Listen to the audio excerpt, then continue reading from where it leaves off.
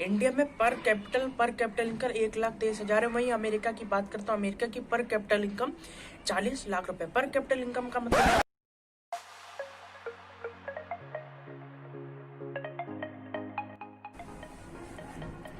India में पर capital income 1,23,000 है। वहीं अमेरिका की बात करता हूँ, अमेरिका की पर कैपिटल इनकम 40 लाख रुपए। पर कैपिटल इनकम का मतलब ये होता है कि हर एक व्यक्ति एवरेज एक साल में कितना कमा लेता है। जैसे कि आप जानते हैं कि हमारे इंडियन और अमेरिकन में कितना बड़ा अंतर है। वहीं हमारे इंडियन एक साल में केवल 1,30,000 रुपये कमा पाता है, वहीं हमारा अमेरिकन 40 लाख रुपये कमा पाते हैं। इतना बड़ा अंतर होने का सबसे बड़ा कारण हमारे इंडियन की है कि हमारे इंडियन में केवल सेविंग को ही महत्व दिया जाता है।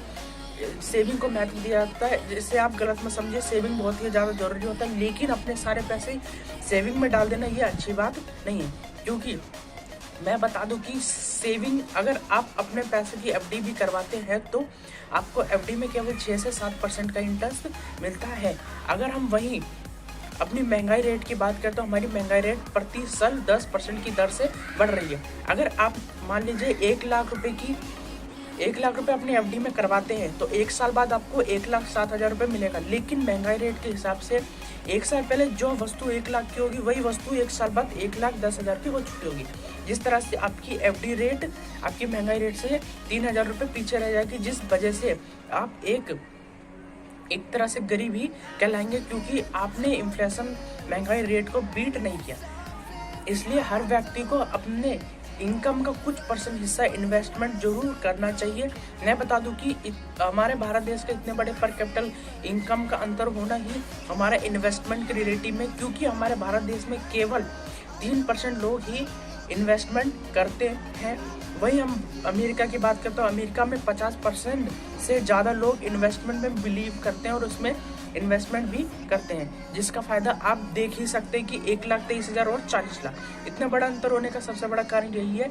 मैं ये नहीं कह रहा था कि आप अपनी पूरी सेविंग को इन्वेस्टमेंट करें, लेकिन अगर मान लीजिए आप 20,000 रुपये कमाते हैं और अपनी सेविंग का आप 2,000 रुपये भी सेव करते हैं तो 2,000 रुपये में से 500 रुपये आपको जरूर इन्वेस्टमेंट करना चाहिए। इन्वेस्टमेंट करने का मतलब यही नहीं कि आप केवल स्टॉक मार्केट में इन्वेस्ट कर सकते हैं, आप उसे म्यूचुअल फंड में भी डाल सकते हैं। म्यूचुअल फंड एक ऐसा प्लेटफॉर्म होता है जिसमें आप पैसा डाल के 12% तक का इंटरेस्ट कमा सकते हैं, जिससे आप एक साल में महंगाई रेट को भी 2% की दर से बीट कर सकते हैं। और आप इन्वेस्टमेंट अपने बिजनेस को बढ़ा के भी कर सकते हैं। हमारे भारत देश में बहुत बुरी बात है कि हमारे भारत देश में लोग पैसे तो कमाते लेकिन उसे बढ़ाने के बारे में नहीं सोचते। वो जितना भी पैसे कमाते उसी में खुश रहते हैं। मैं हर व्यक्ति को अपने पैसे को बढ़ाने के बारे में सोचना चाहिए। अब आप सोचेंगे ऐसा तो कोई अमीर आदमी ही कर पाएगा, लेकिन ऐसा नहीं है। आपने वॉरेन बफेट का नाम तो सुना होगा। अगर आपको नहीं पता तो मैं बता दूं कि वॉरेन बफेट वर्ल्ड के टॉप 5 रिचेस्ट मैन में आने वाले व्यक्ति है। जहाँ तक मुझे याद है कि वो पिछले 2 या 3 साल से टॉप 3rd रिचेस्ट मैन है। लेकिन मैं बता दूं कि वो एक मिडिल क्लास फैमिली से बिलोंग करते थे, लेकिन उनके फाइनेंशियल नॉलेज और पैसे से पैसे किस तरह से कमाया जा सके, इसी नॉलेज की वजह से वो इस स्टेज तक पहुंच पाए हैं। इसलिए हर व्यक्ति को अपने पैसे से पैसे किस तरह से कमाए जा सके इस बारे में जरूर सोचना चाहिए।